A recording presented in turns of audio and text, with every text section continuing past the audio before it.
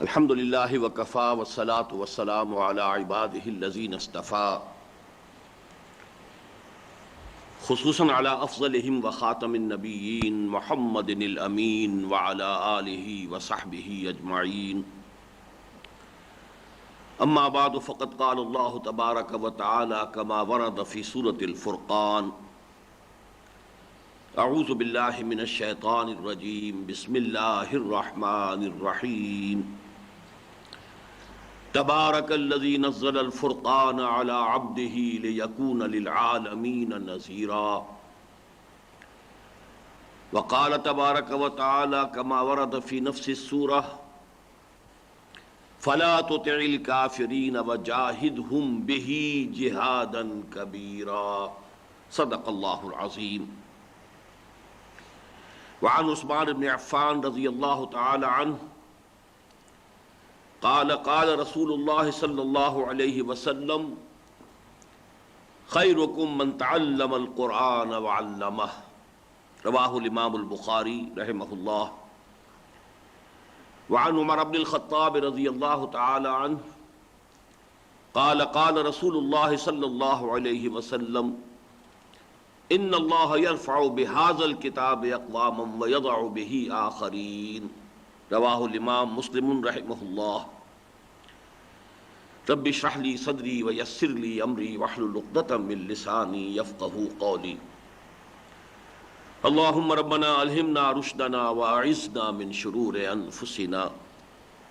اللہم ارنا الحق حقا وارزقنا اتباعہ وارنا الباطل باطلا وارزقنا اجتنابہ۔ اللہم ارحمنا بالقرآن العظیم واجعلہ لنا اماما ونورا وہدی ورحمہ۔ اللہم ذکرنا منہ ما نسینا وعلمنا منہ ما جہلنا وارزقنا تلاوتہ آناء اللیل وآناء النہار واجعلہ لنا حجتا یا رب العالمین آمین۔ معزز وابستگان انجمن اور محترم حاضرین اور محترم خواتین، ابھی عزیزم عارف رشید نے آپ کو یہ کہہ کر ڈرا دیا ہے کہ خطاب بہت مفصل ہوگا۔ واقعہ بھی کچھ ایسا ہے کہ میرے پاس نوٹس جو ہیں آج کی گفتگو کے لیے وہ قدر مفصل ہیں،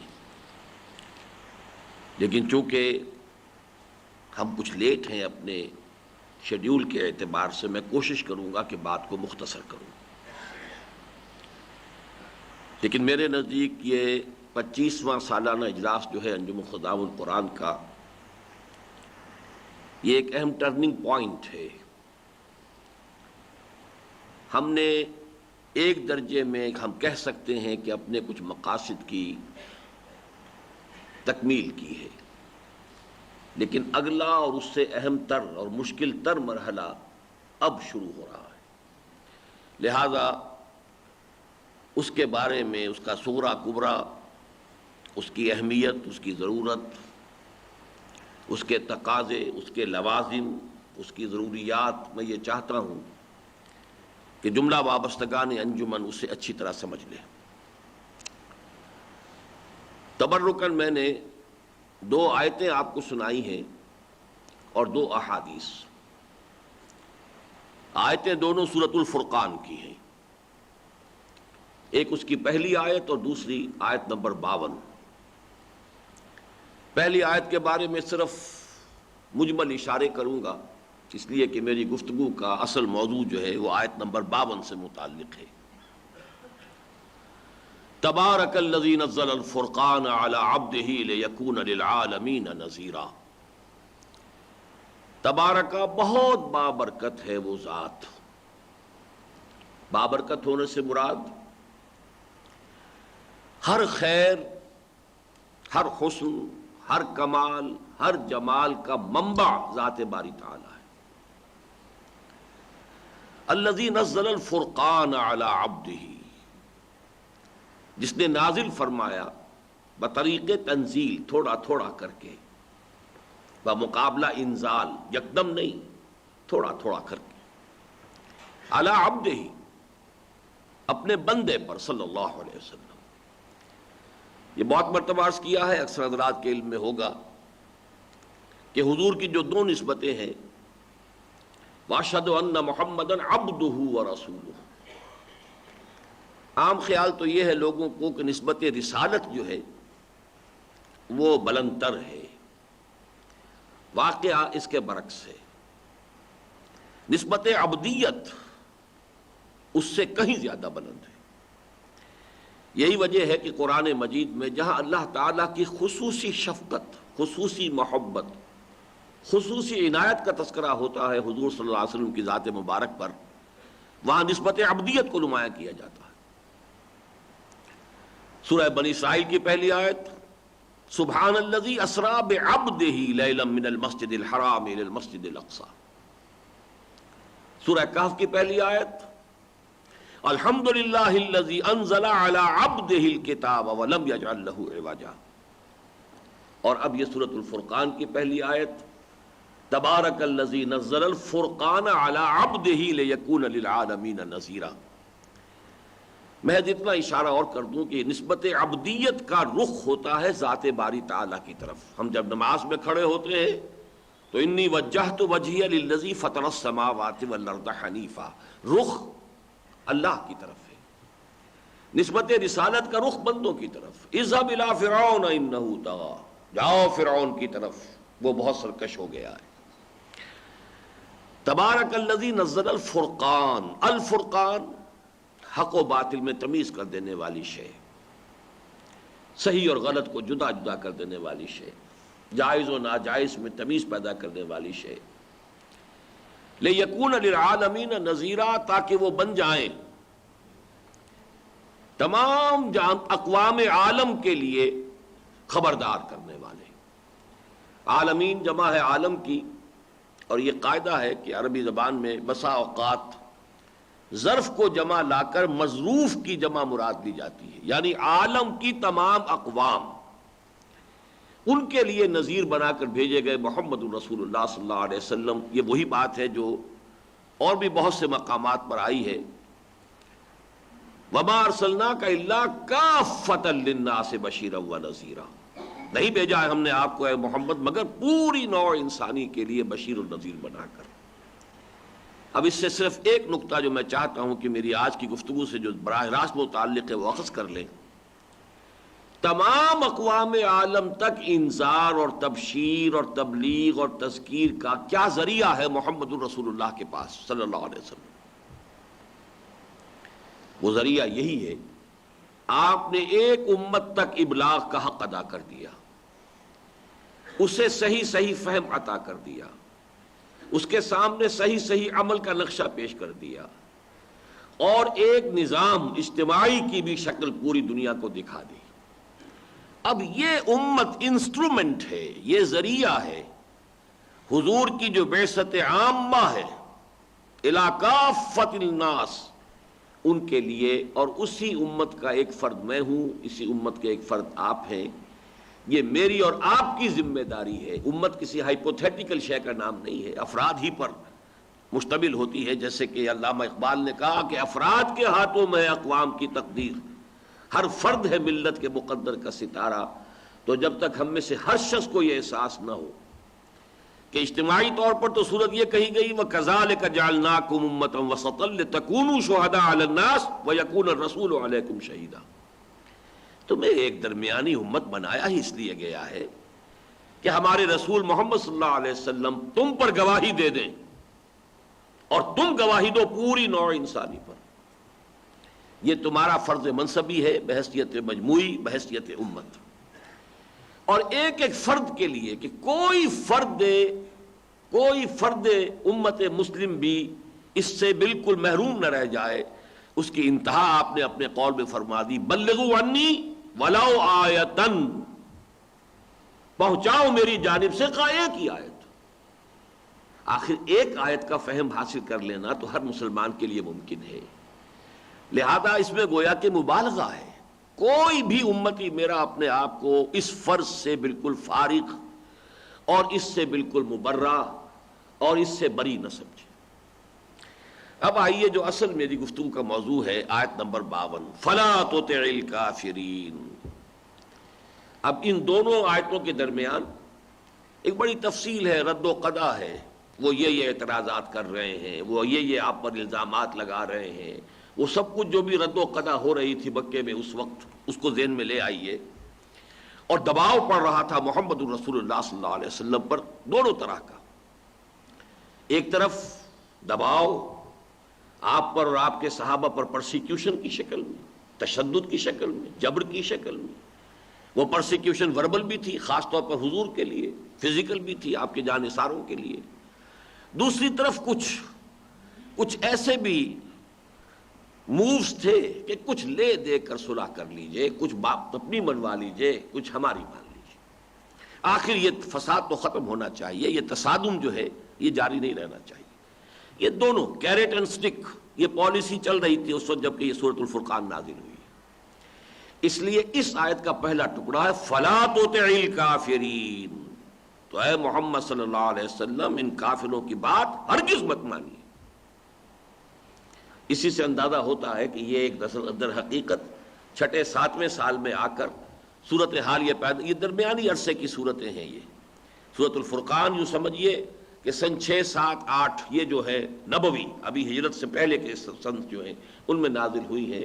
تو اب وہ تشدد نے جب یہ محسوس کر لیا کہ ہم فیل ہو گئے ہیں، تشدد کے ذریعے بات نہیں بن رہی ہے، تو کوئی لالچ، کسی طرح کا کمپرومائز، وَدُّوا لَوْ تُدْهِنُوا فَيُدْهِنُونَ، یہ تو چاہتے ہیں محمد کہ آپ ذرا نرم پڑ جائیں تو یہ بھی نرم ہو جائے، لیکن اس وقت فرمایا گیا فَلَا تُطِعِ الْكَافِرِينَ، ان کی بات ہرگز نہ سنیے، دھیان ہی نہ دیجئے، وَجَاهِدْهُمْ بِهِ جِهَادًا كَبِيرًا، اور آپ جہاد کیجئے اس کے ذریعے سے، قرآن کے ذریعے سے ان کے ساتھ، ان کے خلاف، اور جہاد بھی کیسا، بہت بڑا جہاد۔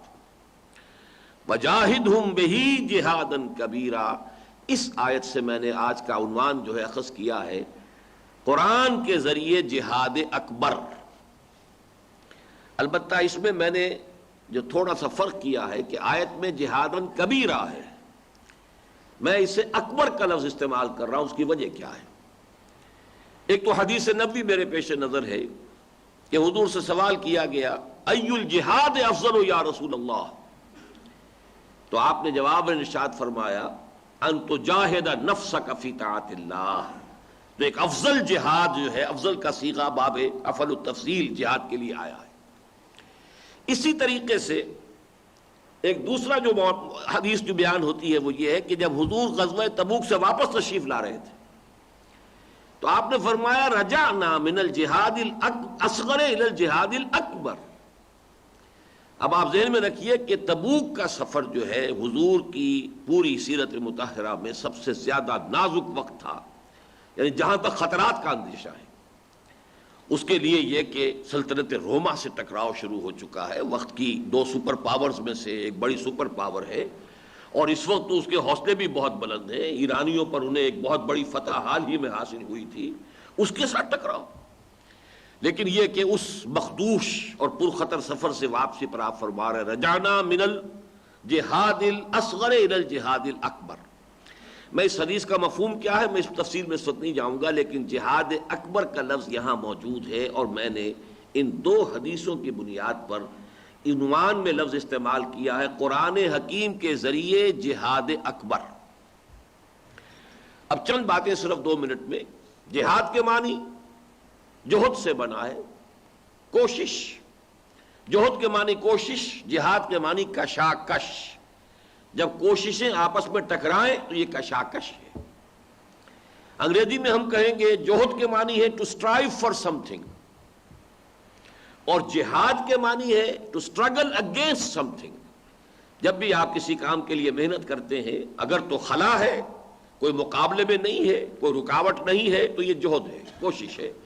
آپ اپنے اندر سے توانائیاں اور کوششیں صرف کر رہے ہیں اپنے حصول مقصد کے لیے، لیکن اگر راستے میں رکاوٹ ہے، کوئی مقابلہ ہے، کوئی مسابقت ہے، کوئی ریزسٹنس ہے، تو اب یہ سٹرگل ہوگی، اب یہ جہاد ہوگا۔ یہ گویا کہ کوشش اور کشاکش اور to strive for something, اور اس کی بجائے to struggle against heavy odds, یہ جہاد ہے۔ جہاد کے ساتھ جو حرف با کے ساتھ تعدیہ ہوا ہے قرآن مجید میں اور احادیث میں، سب سے زیادہ کثرت کے ساتھ تو ہے جہاد بالمال، جہاد بالنفس، جاہدوا فی سبیل اللہ باموالکم وانفسکم، اپنے مالوں کے ذریعے جہاد کرو، اپنی جانوں کے ذریعے جہاد کرو۔ احادیث میں آیا ہے باللسان، فمن جاہدہم بلسانہ فہو مومن، اور جہاد بالید، ومن جاہدہم بیدہ فہو مومن۔ اس آیت میں آ گیا جہاد بالقرآن، فلا تطع الکافرین وجاہدہم بہ جہادا کبیرا۔ اب اس میں صرف ایک شے اور نوٹ کر لیجئے، وہ اگرچہ اس معنی میں قرآن کی اصطلاح نہیں ہے، جہاد بالسیف، جہاد بالاسلحہ، لیکن اس کے لیے اصطلاح قرآن کی ہے قتال۔ جہاد بالسیف کا لفظ اس شکل میں قرآن مجید میں یا احادیث میں نہیں آیا ہے۔ اب آئیے جہاد بالقرآن، ظاہر بات ہے کہ یہ باللسان ہے، لیکن اس میں اضافہ کیجئے بالقلم بھی ہے، اور اضافہ کیجئے اسی لسان اور قلم کا معاملہ جدید ٹیکنالوجی نے بہت آگے بڑھا دیا ہے۔ یہ آڈیوز بھی ہیں، ویڈیوز بھی ہیں، یہ سیٹلائٹس کا ذکر ابھی آپ نے سنا ہے، کیبل ٹی ویز کا ذکر ہے، جتنے بھی ذرائع ابلاغ ہیں، انٹرنیٹ ہے، جو بھی ہے، اس کا بھرپور استعمال کرنا امت کا فرض منصبی ہے۔ اگر اس میں کوتاہی کرتی ہے، اگر وہ سمجھتی ہے کہ صرف پرانے دقیانوسی طریقے ہوئی پر یہ قرآن کی دعوت اور تعلیم اور تبلیغ کا کام چلنا چاہیے، تو یہ در حقیقت خود اپنے مقصد سے ایک طرح کی بے وفائی ہے۔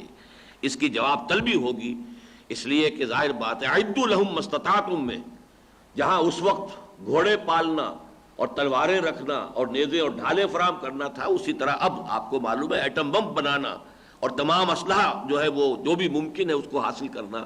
اسی طریقے سے جہاد بالقرآن کے لیے ان تمام ذرائع ابلاغ کا استعمال کرنا لازم ہے، ضروری ہے۔ کوتاہی کی جائے گی تو امت گویا کہ جواب دہ ہوگی۔ اب دیکھیے، میں صرف وہ بات عرض کر رہا ہوں کہ جو میری بڑی طویل تقاریر کا خلاصہ ہے۔ حضور صلی اللہ علیہ وسلم نے تاریخ انسانی کا عظیم ترین انقلاب برپا کیا، سب مانتے ہیں۔ ابھی حال ہی میں ایک مفصل تقریر میں کر چکا ہوں، شواہد بھی دے چکا ہوں، اس وقت اس میں جانے کی ضرورت نہیں۔ اس وقت کہنا یہ ہے کہ اگرچہ اس کے 6 مراحل، 7 مراحل، 3 مراحل مختلف انداز میں مختلف اسباب پر میں نے اس کے مختلف مراحل کو مختلف تعبیر کی ذریعے سے پیش کیا ہے، آج اسے پیش کر رہا ہوں صرف 2 ذریعے۔ انقلاب محمدی کا پہلا مرحلہ ہے اشخاص کو بدلنا، انسانوں کو بدلنا، ان کی سوچ کو بدلنا، ان کے نظریات کو بدلنا، ان کے عقائد کو بدلنا، ان کے ویلیو سٹرکچر کو بدلنا، ان کی خواہشات کو بدلنا، ان کی آرزوؤں کو بدلنا، ان کی امنگوں کو بدلنا۔ یہ انسان کا بدلنا سب سے مشکل کام ہے۔ البتہ دوسرا مرحلہ ہے یہ جو لوگ بدل گئے اور واقعتاً بدل گئے، حقیقتاً بدل گئے، ان کا باطن بدل گیا، ان کا ظاہر بدل گیا، ان کا فکر بدل گیا، ان کا عمل بدل گیا۔ اب ان کو منظم کر کے طاقت بنا کر اور نظام باطل کے ساتھ ٹکراؤ۔ یہ 2 مرحلے ہیں۔ پہلا مرحلہ ہے مردان کار کی فراہمی، تربیت، تعلیم اور تزکیہ۔ یہ ہے اصل مرحلہ، بنیادی مرحلہ یہ ہے۔ اب جب مردان کار ہیں، منظم ہیں، تربیت یافتہ بھی ہیں، ان میں کمٹمنٹ بھی ہے، جانے بھی دینے کے لیے تیار ہیں، معتدب تعداد میں بھی ہے، اب چیلنج ہوگا، اب ٹکراؤ ہوگا، اب تصادم ہوگا۔ تو یوں سمجھیے کہ پہلے مرحلے کا سارا کام جہاد بالقرآن کے ذریعے، افراد کو کھینچنا قرآن کے ذریعے۔ میں نے بعض مواقع پر مثال دی ہے، 5ویں جماعت میں جب داخل ہوئے تھے تو سائنس کے مضمون کا پہلا تجربہ یہ تھا کہ لوہ چون، آئرن فائلنگز اور کچھ لکڑی کے برادہ، اس کو مکس کر کے دے دیا گیا، علیحدہ کرو اسے۔ کیسے کریں؟ میگنیٹ لے لو، اس کو پھراؤ، لوہے کے ذرات جو ہیں وہ چمٹ جائیں گے، برادہ رہ جائیں گے۔ بالکل یہی معاملہ ہے۔ یتلو علیہم آیاتہ، یتلو علیہم آیاتہ، یتلو علیہم آیاتہ، 4 جگہ پر یہ الفاظ آئے ہیں حضور کے اس اساسی منہج انقلاب کے لیے. یتلو علیہم آیاتہ ویزکیہم ویعلمہم الکتاب والحکمہ. یہ جتنے بڑے پیمانے پر ہوگا گویا کہ اتنے ہی بڑے پیمانے میں آپ کا کیچمنٹ ایریا ہے. یہ قرآن کھینچ لے گا ان لوگوں کو کہ جن کی فطرت کسی درجے میں بھی سلامتی پر برقرار ہو، جن کی فطرتیں پرورٹ ہو چکی، مسخ ہو چکی. وہ اس برادے کے مانند ہیں کہ جن میں چمکنے کی صلاحیت نہیں ہے، چمٹ نہیں سکتا. ابو جہل نہیں چمٹا، ابو لہب نہیں چمٹا. جس کے اندر بھی کچھ سلامتی فطرت، سلامتی طبع، اور اس کی ڈگریز مختلف ہوگی. جن کی بہت ہی سلیم طبع ہے وہ فوراً آ گئے، ابو بکر صدیق رضی اللہ تعالی عنہ.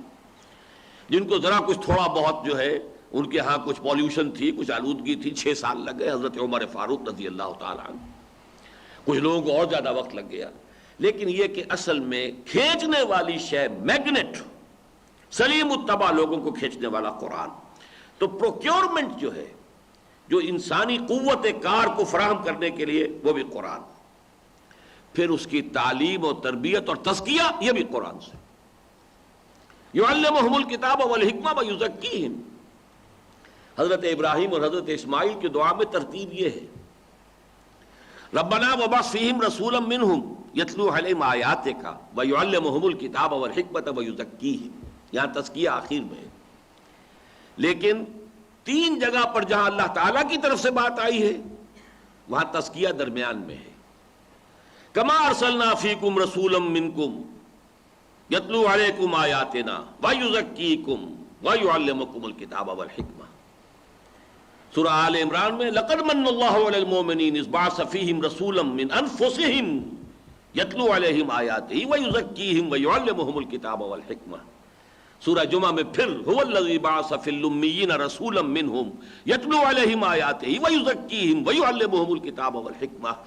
اس لیے کہ لوگوں کو کھینچ لینا اور ان کے اندر سے ان کو پاک کر دینا، اس کا ذریعہ ہے تلاوت قرآن.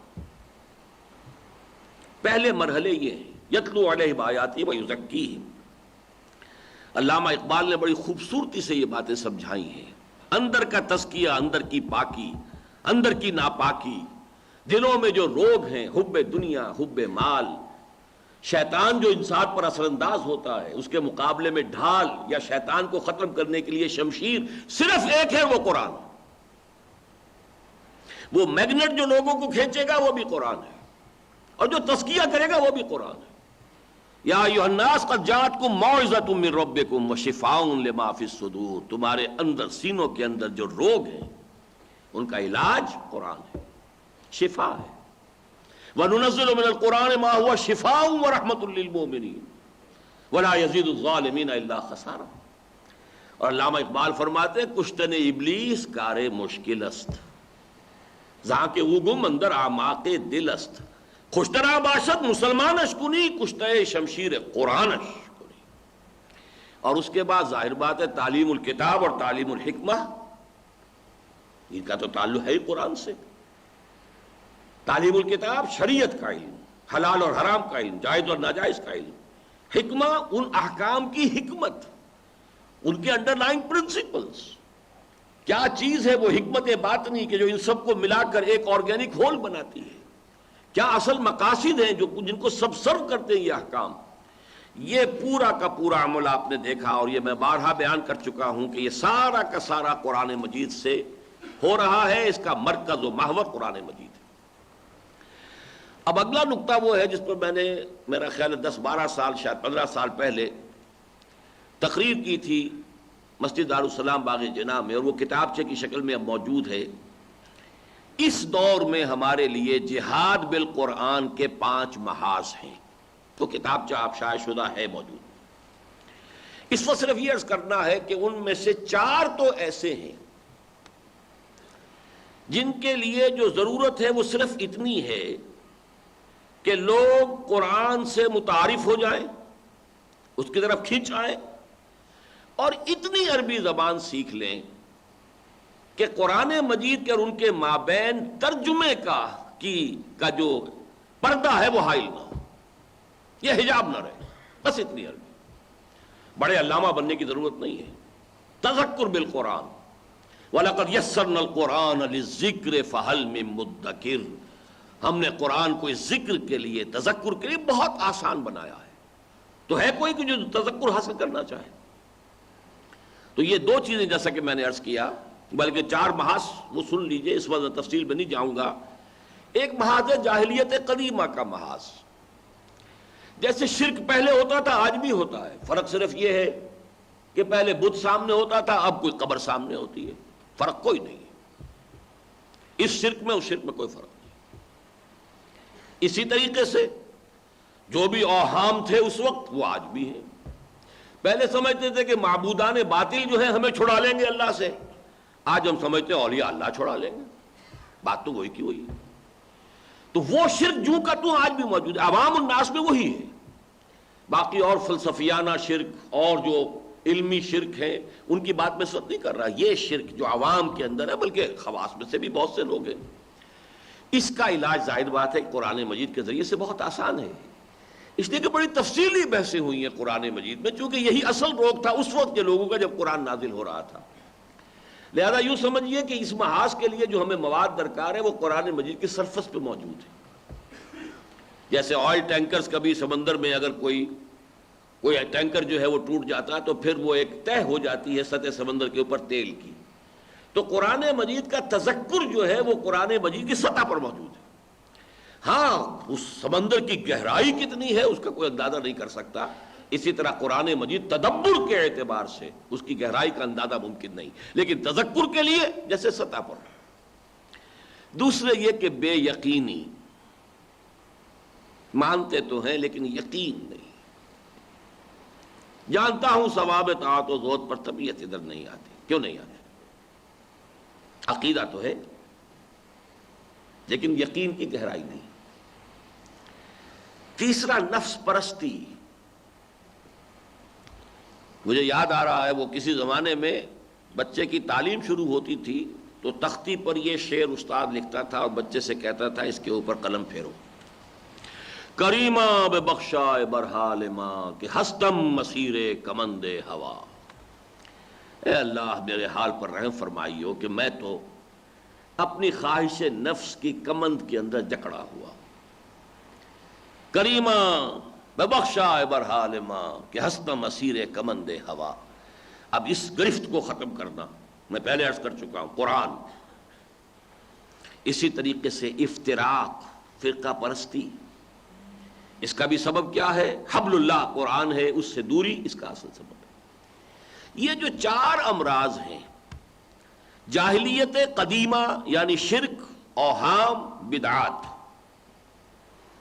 بے یقینی، نفس پرستی، فرقہ بندی، ان سب کے علاج کے لیے جیسا کہ میں نے عرض کیا 2 کام ہو بہت کافی. ایک تو عوامی درس قرآن اتنے بڑے پیمانے پر کہ لوگ متعارف ہوں، انہیں اندازہ تو ہو کہ یہ صرف کوئی ثواب کمانے والا آلہ نہیں ہے، بلکہ یہ تو واقعتاً ہمارے مسائل سے بحث کرتا ہے، کوئی ہمارے اندر کے کچھ خفیہ تاروں کو چھیڑتا بھی ہے. اس کو سن کر یا اس کو پڑھ کر کبھی ہم وجد میں بھی آتے ہیں. یہ کتاب تو واقعتاً اس قابل ہے کہ اسے سمجھا جائے، پڑھا جائے، اس پر وقت صرف کیا جائے. اور نمبر 2، اتنی عربی زبان کی تعلیم ہو جائے، اتنی کہ بیریئر نہ رہے، بلکہ صورت وہ ہو جس کو اقبال نے کہا ہے کہ تیرے ضمیر پہ جب تک نہ ہو نزول کتاب، گرہ کشا ہے نہ راضی نہ صاحب کشاف. نزول ہو رہا، اور ضمیر سے مراد کیا ہے؟ ضمیر چھپی ہوئی شے کو کہتے ہیں. ضمیر میری شخصیت کے 2 رخ وہ ہیں جنہیں ہم کہتے ہیں ہماری باطنی شخصیت، ذہن اور قلب. ذہن اور قلب پر جب تک براہ راست ترشح نہیں ہوگا قرآن کا. یہ ترجمہ جب ہم پڑھتے ہیں تو ترجمے سے تو متن سے ہٹ گئے. اب آپ کا متن سے تعلق کٹ گیا، اب آپ ترجمہ دیکھ رہے ہیں. پھر یہ کہ کہیں لکھا ہوگا یہ صفحہ، یہ 4 نمبر ہے، 4 نمبر کا حاشیہ آپ نے کہیں دیکھا، پھر کوئی تفسیر پڑھی، وہ تسلسل نہیں رہا. اب قرآن آپ کو انسپائر نہیں کر سکے گا. معلومات کچھ ہو جائیں گی، آپ کے ذہن میں جمع ہو جائیں گی، اس آیت میں یہ مضمون آیا ہے، اس کا یہ پس منظر ہے، اس کا یہ شان نزول ہے، اس کا یہ سورہ ہے، اس کا یہ، لیکن وہ جو اندر سے آپ کے تاروں کو چھیڑ کر آپ کو موٹیویٹ کر سکے وہ نہیں ہوگا. اس کے لیے لازم ہے اتنا علم کہ قرآن براہ راست نازل ہو. یہ اگر 2 مرحلے ہو جائیں تو پہلے 4 محاذوں کے لیے کفایت کرتی ہے. لیکن 5واں محاذ ہے ہارڈ نٹ ٹو کریک، بہت مشکل لیکن اہم ترین اور وقت کا اصل تقاضا. وہ 5واں محاذ ہے جاہلیت جدیدہ کا استیصال، مادیت، الحاد، بے خدا فلسفہ، سائنس کے گرد جو لپٹ گئی ہے، الحاد کی سطح جو اس کے اوپر لپٹی ہوئی ہے، ان کا استیصال. یہ فلسفہ، یہ فکر، یہ سوچ، یہ نظریات جس نے کہ انسان کو خالصتاً مادہ پرستی میں غرق کر دیا. خو گرے پے کرے محسوس تھی انسان کی نظر، مانتا پھر کوئی اندیکھے خدا کو کیوں کر. یہ در حقیقت میرا جو کتاب چاہ اسلام کی نشأت ثانیہ، اس کا سارا تھیم یہی ہے کہ اس عالمی تہذیب کا جو اصل میں خلاصہ نکالیں گے کہ اس کا فکر کیا ہے. ویسے تو بے شمار فلسفے پیدا ہوئے ازم کے نام سے، میٹیریلزم اور امپیریسزم اور لاجیکل پازیٹیوزم، اور پڑھاتے چلے جائیے کتنے بنیں گے. لیکن ان سب کا لب لباب کیا ہے؟ سوائے ایک آئیڈیالزم کے اسے علیحدہ رکھ دیجئے تو باقی جتنے ازم ہیں ان کا حاصل یہ ہے کہ جو چیزیں دیکھی جا سکتی ہوں، سنی جا سکتی ہوں، جو ہمارے حواس کی گرفت میں ہوں، اصل اہمیت ان کی ہے. جو چیزیں ہمارے حواس سے باہر ہیں، ہوں گی، شاید ہوں، یقین سے تو ہم نہیں کہہ سکتے کہ ہے، لہذا اس کی طرف توجہ نہ کرو. کوئی مانتا ہے تو مان لے، لیکن اصل شے یہ ہے، اصل حقیقت اللہ کی نہیں، کائنات کی ہے.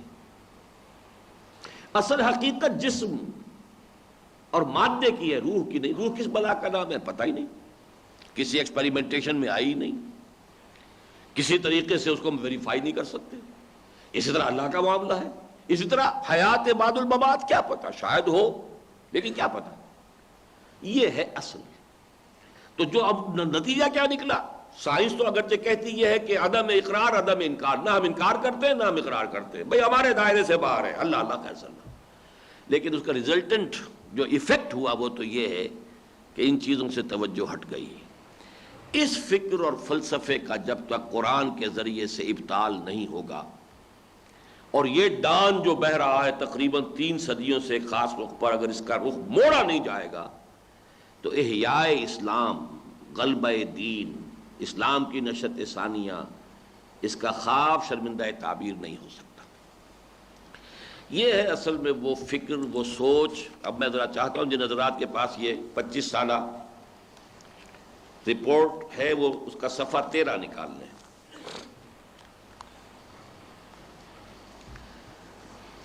قرارداد تاسیس کی مختصر تشریح میں نے اس وقت عرض کیا تھا، یہ میں آج اپنی سن 72 کی ایک تحریر، بلکہ سن 71 کی تحریر آپ کو سنا رہا ہوں. انجمن کے اس موقف کا مفصل استدلالی پس منظر تو ڈاکٹر اسرار احمد صاحب کی اس تحریر ہی کے مطالعے سے سمجھا جا سکتا ہے، جو اب اسلام کی نشأت ثانیہ کرنے کا اصل کام نامی کتابچے کی صورت میں مطبوعہ موجود ہے. تاہم اجمالاً یہ کہا جا سکتا ہے کہ نمبر 1، ہمارے موجودہ دینی انحطاط کا اصل سبب یہ ہے کہ مغرب کی بے خدا سائنس اور یورپ کے ملحدانہ فلسفہ و فکر نے بحیثیت مجموعی پوری امت کے ایمان کی جڑوں کو ہلا ڈالا ہے اور خرمن یقین کو جلا کر راکھ کر دیا ہے. اور اب صورت واقعہ یہ ہے کہ عوام الناس کے دل و دماغ میں بالعموم اور جدید تعلیم یافتہ لوگوں کے قلوب و اذہان میں بالخصوص خدا اور آخرت اور وحی و نبوت ایسے اساسی معتقدات تک کے لیے کوئی جگہ باقی نہیں رہی. نمبر 2، اندری حالات اسلام کی نشأت ثانیہ اور غلبہ دین حق کی لازمی شرط، پری ریکویزٹ تجدید ایمان ہے، اور قصر اسلام کی تعمیر نو کے لیے ایمان کی ان بنیادوں کی اثر نو تعمیر ناگزیر ہے جو صرف مزمحل ہی نہیں منہدم ہو چکی. گویا یہ عمارت صرف جزوی مرمت اور سطحی لیپا پوتی کی نہیں بلکہ بنیاد سے تعمیر جدید کی محتاج ہے. نمبر 3، تجدید ایمان کی اس مہم میں اولین اہمیت معاشرے کے اس فہیم عنصر انٹیلیجنسیا اور ذہین اقلیت انٹلیکچوئل مائنورٹی کو حاصل ہے جو از خود معاشرے کی ذہنی و فکری قیادت کے منصب پر فائز ہے اور جسے جسد ملت میں وہی مقام حاصل ہے جو ایک فرد نوع بشر کے جسم میں اس کے دماغ برین کو حاصل ہوتا ہے. اسی لیے اس کے لیے اصطلاح ایک اور بھی ہے، brain trust of the society. Number 4، اس طبقے کے قلوب و اذہان میں ایمان کی تخم ریزی اور آبیاری کے لیے لازم ہے کہ خالصتاً قرآن حکیم کی بنیاد پر اس کی ہدایت و رہنمائی کی روشنی میں ایک ایسی زبردست علمی تحریک برپا ہو جو ایک طرف وقت کی اعلیٰ ترین علمی سطح پر ملحدانہ افکار و نظریات کا مؤثر اور مدلل ابطال کرے، دوسری جانب ٹھوس علمی استدلال کی مدد سے حقائق ایمانی کا واضح اثبات کرے تاکہ یقین اور اذعان کی کیفیت پیدا ہو، اور تیسری طرف ثابت شدہ سائنسی حقائق اور حقیقت کائنات و انسان کے بارے میں قرآن حکیم کے نقطہ نظر میں ایسی تطبیق پیدا کرے جس سے قلوب مطمئن ہو سکے.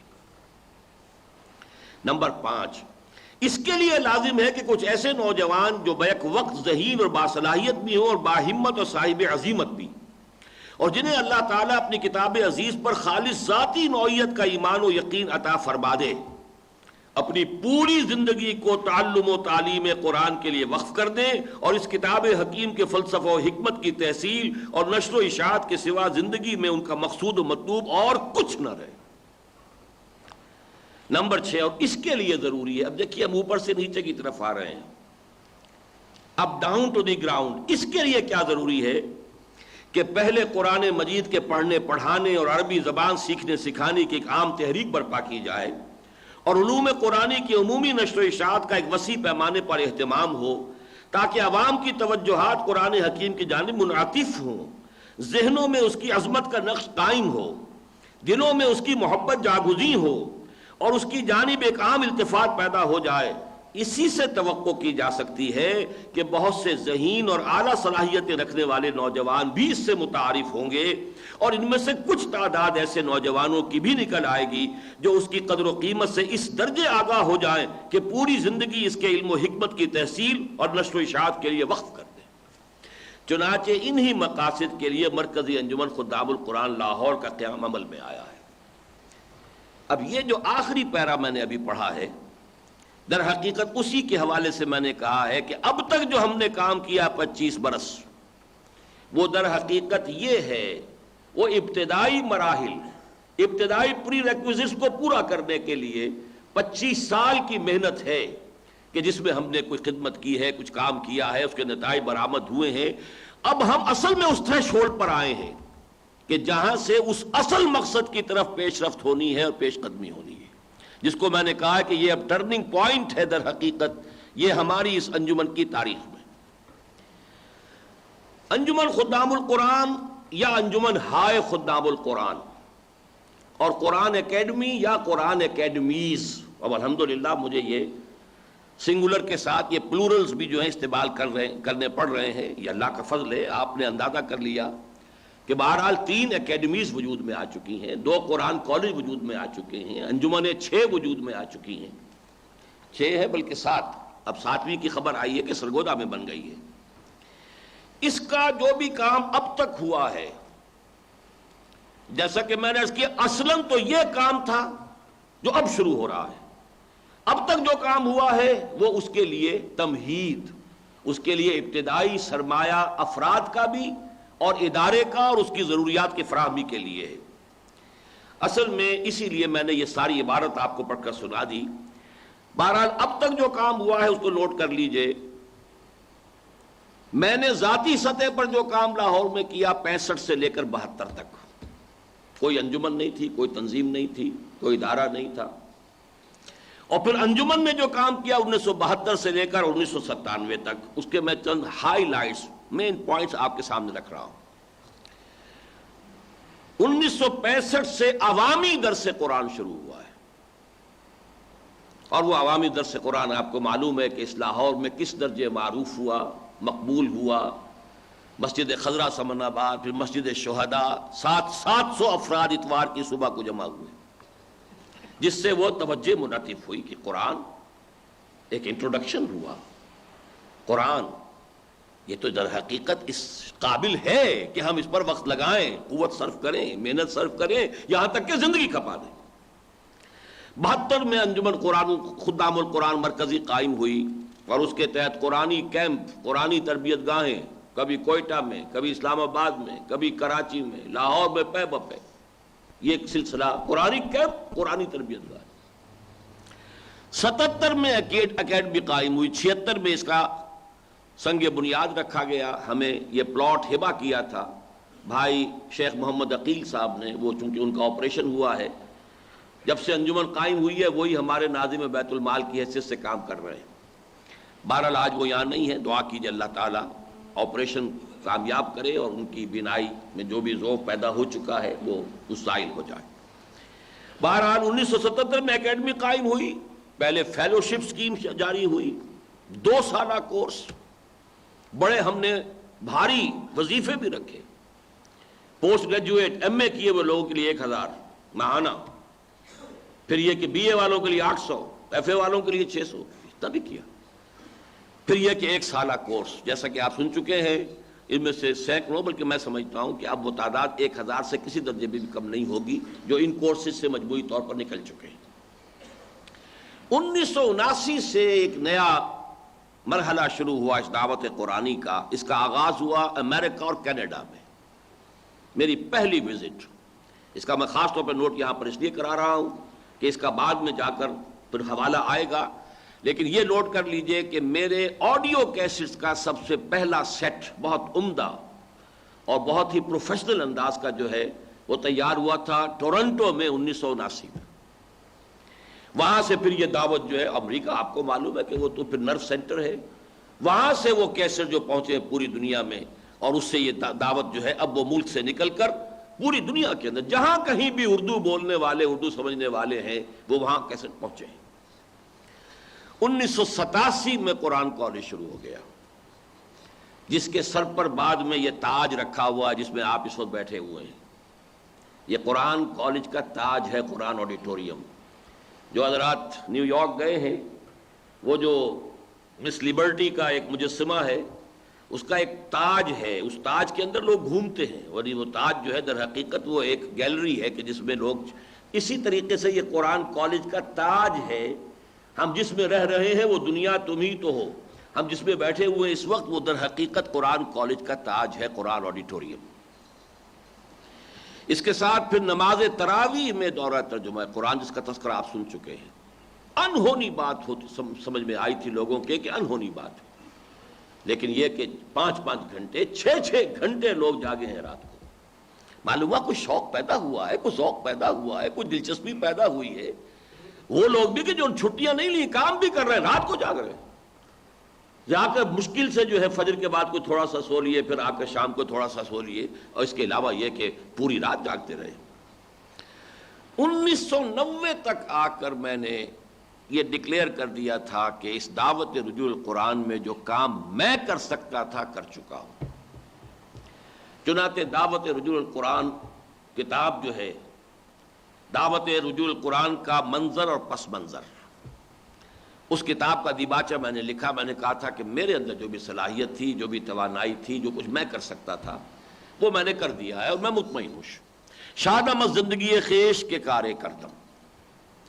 اس کے بعد 1994-95 میں، جس کو میں کہتا ہوں نافلۃ لک، یہ اللہ تعالیٰ کی طرف سے نفل جو مجھے عطا ہوا، مزید بونس جو عطا ہوا، وہ یہ ہے بالکل اچانک، اور اچانک سے مراد کوئی خاصی مشیت اجدی تھی کہ اس سے پہلے میں انگریزی میں امریکہ میں گفتگو کرنے کے لیے بمشکل، بہت ہی لوگ کہتے تھے، دباؤ ڈالتے تھے تو تیار ہوتا تھا، لیکن 94 میں اچانک، 93 ہی میں اچانک جو ہے میری زبان کھلی ہے، اور 94-95 میں پھر میں نے تقریباً اپنا یہ پورا قرآنی فکر انگریزی میں بھی منتقل کر دیا۔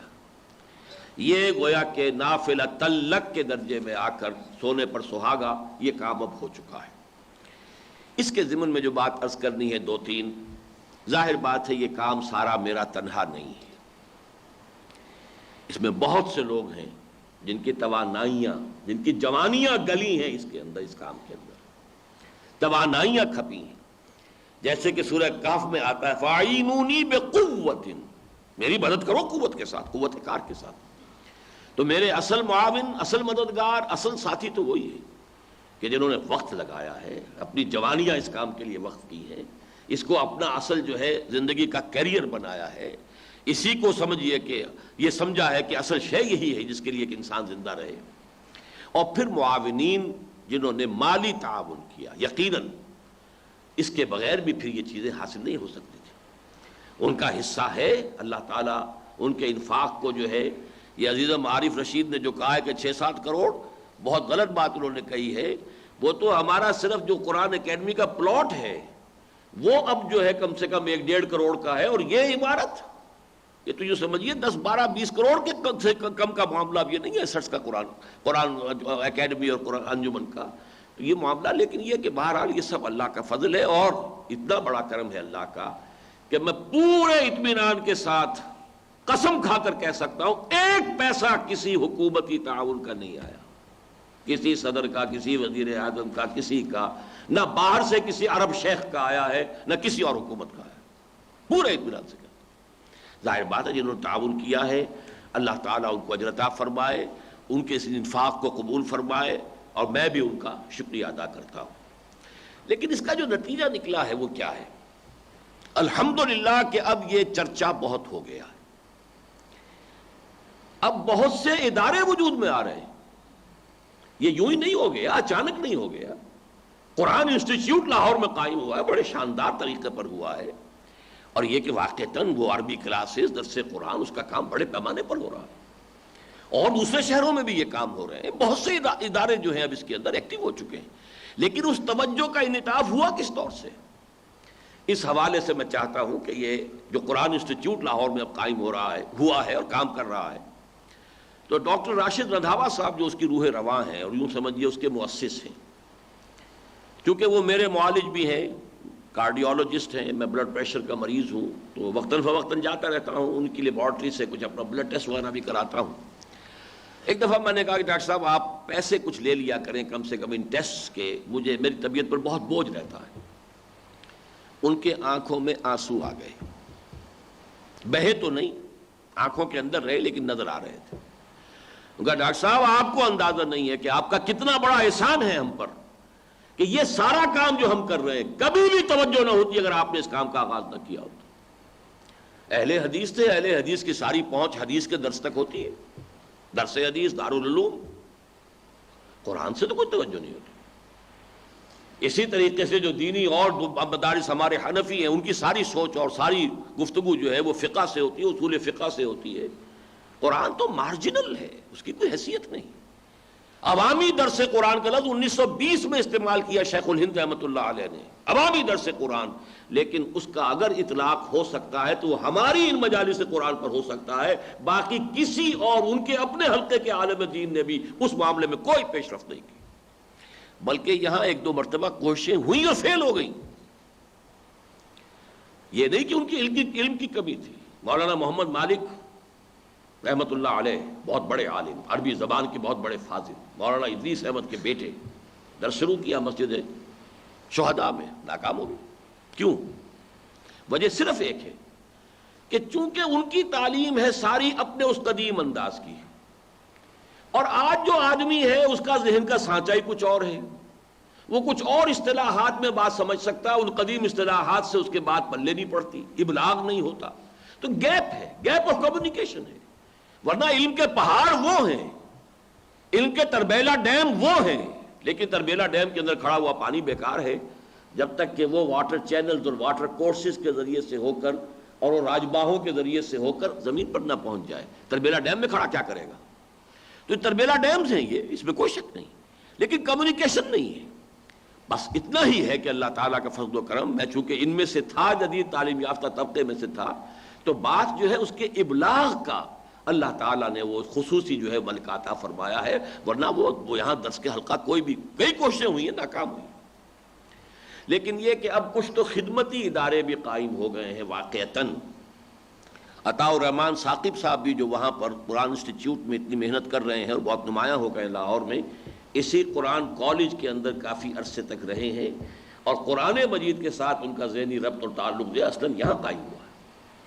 بہرحال وہ تو جو شخص بھی کرے گا وہ اپنا اجر و ثواب اپنا اللہ تعالیٰ کے ہاں پائے گا. میں صرف بتا رہا ہوں کہ الحمدللہ یہ ہماری کوششوں کا نتیجہ یہ ہے کہ اب مارکیٹ میں ڈیمانڈ پیدا ہوئی ہے, اور آپ کو معلوم ہے جہاں ڈیمانڈ ہوگی سپلائی ہوگی. اس کا ایک نیگیٹو نتیجہ یہ بھی نکل رہا ہے, کچھ بڑے ہی دنی اتبا لوگوں نے اسے اپنے کاروبار کا ذریعہ بھی بنا لیا, اور وہ بھی چمک رہا ہے. یعنی یوں سمجھیے کہ چونکہ اس وقت جو ہے سب سے بڑا جو بزنس اس وقت چل رہا ہے ہمارے ملک میں, جس میں گھاٹے کا سوال نہیں, وہ ایجوکیشن ہے. اسکول کھولیے, اونچی سے اونچی فیس رکھیے, ذرا سی ٹیپ ٹاپ ہو, اللہ اللہ اور خیر صلی اللہ, اور آپ کے لیے مسلسل جو ہے آمدنی کا ذریعہ ہے. اب چونکہ دین کے اس پہلو کی بھی کچھ نہ کچھ پیاس پیدا ہو گئی ہے, لہذا اس کو بھی کچھ لوگ ایکسپلائٹ کر رہے ہیں. بہرحال اگر ان کے ذریعے سے بھی کوئی خیر کسی کو پہنچ جائے تو اللہ تعالیٰ جو ہے ان کی اگر کوئی نیت اس میں خراب ہے تو اللہ تعالیٰ ان کو معاف فرمائے. لیکن اصل مسئلہ یہ ہے, یہ کام کافی نہیں ہے. دیکھیے میں ایک ایسی بات آپ کے سامنے کہہ رہا ہوں جس سے کوئی شخص انکار نہیں کر سکے گا. اگر صرف عربی زبان کی واقفیت اور قرآن کو براہ راست پڑھ لینا کفایت کرتا تو یہ پورا عالم عرب جو ہے یہ ان غلط راہوں پر کیوں چل رہا ہے؟ کہیں اسلام ہے وہاں؟ عربی ان کی مادری زبان, اوڑھنا بچھونا, انہیں تو ترجمے کا بھی کوئی بیریئر نہیں ہے. میں نے عرض کیا یہ کام صرف 4 چیزیں وہ جو میں نے گنوا دی ہیں, وہ 4 محاذ جو ہیں وہ واقعتاً جاہلیت قدیمہ آپ کو وہاں بہت کم ملے گی, بہت شاذ ملے گی. یہ مشرکانہ اوہام نہیں ملیں گے وہاں پر, بالکل نہیں ملیں گے. یہ چیزیں جو ہے وہ اس کا علاج تو ہو جاتا ہے اس سے, لیکن اسی طریقے سے فرقہ پرستی وہاں پر اتنی نہیں ہے, بالکل نہیں. فرقہ بندی بہت کم ہے. لیکن یہ اصل میں جو اصل بیریئر ہے آج انسانی دماغ کا, وہ جدید فکر ہے, جدید فلسفہ ہے. گلا تو گھونٹ دیا اہل مدرسہ نے تیرا, کہاں سے آئے صدا لا الہ الا اللہ. یہاں بیٹھے ہوئے ہیں مارکسزم, یہاں بیٹھا ہوا ہے ڈاروینزم, یہاں بیٹھا ہوا فرائیڈزم, یہاں بیٹھا ہوا لاجیکل پازیٹیوزم. یہ وزم بیٹھے ہوئے ہیں یہاں پر, بیریئرز یہاں ہیں. جب تک ان بیریئرز کو پیئرس نہ کر دیا جائے, جب تک ان پردوں کو چھلنی نہ کر دیا جائے, جب تک ان کا روب توڑ نہ دیا جائے, جب تک ان کا دبدبہ ختم نہ کر دیا جائے, محض عربی اس سے تو کوئی بات نہیں بنے گی. مجھے بڑا پیارا شعر اقبال کا یاد آ گیا ہے, تو عرب ہو یا عجم ہو تیرا لا الہ الا لغت غریب جب تک تیرا دل نہ دے گواہی. لا الہ الا اللہ عرب کے لیے بھی ایک اجنبی سی بات ہے جب تک دل میں نہ اترا ہو. عربی تو جانتا ہے, وہ لا کا مطلب بھی معلوم ہے, الہ کا بھی مطلب معلوم ہے, اللہ کا مطلب بھی معلوم ہے, اللہ کا مطلب بھی معلوم ہے. لیکن تو عرب ہو یا عجم ہو تیرا لا الہ الا لغت غریب جب تک تیرا دل نہ دے گواہی. اور دل کے اوپر پردے پڑے ہوئے ہیں ان افکار کے, ان نظریات کے, ان فلسفوں کے, ان خیالات کے.